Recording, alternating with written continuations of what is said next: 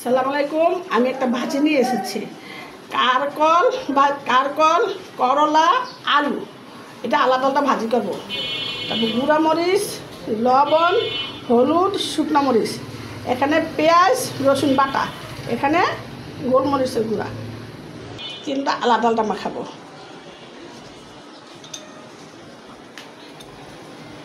এটা লবণ হলুদ দিয়ে সিদ্ধ করেছি, তারপর অল্প করতে দিলাম। আমি হলুদের গুঁড়া,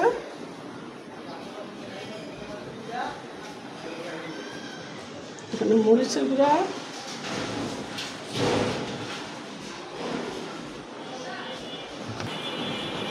মরিচের গুঁড়া, রসুন পেঁয়াজ বাটা।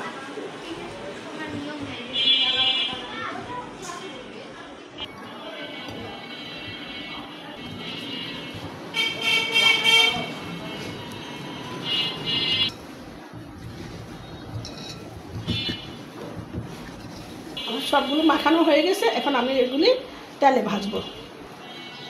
কড়াইটা গরম হয়ে গেছে, তেল দিয়ে দিই। তেলটা গরম হয়ে গেছে, কারকলগুলো আগে দিয়ে দিই।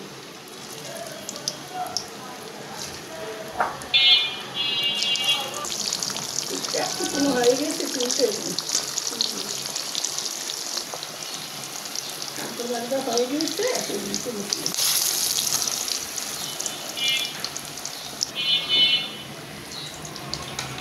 আলুগুলো দিয়ে দিই।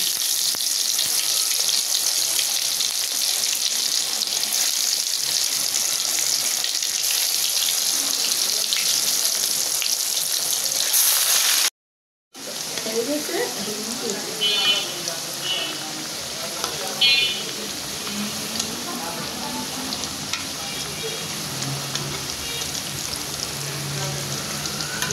আলুগুলো হয়ে গেছে, একটু তুলে তুলে দিই।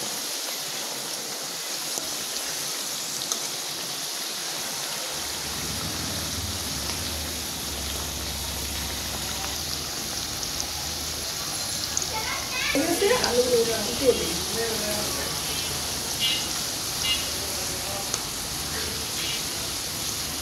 সবগুলো ভাজা হয়ে গেছে, এখন করলাগুলো দিয়ে ফেলবো।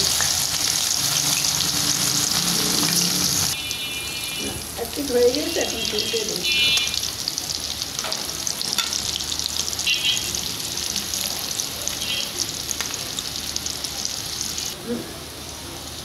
এখন করলাগুলো সুন্দর ভাজি হয়ে গেছে, কালারটা দেখেন। আন্টি, আপনার রান্নাগুলো অনেক সুন্দর, অনেক ভালো লাগে।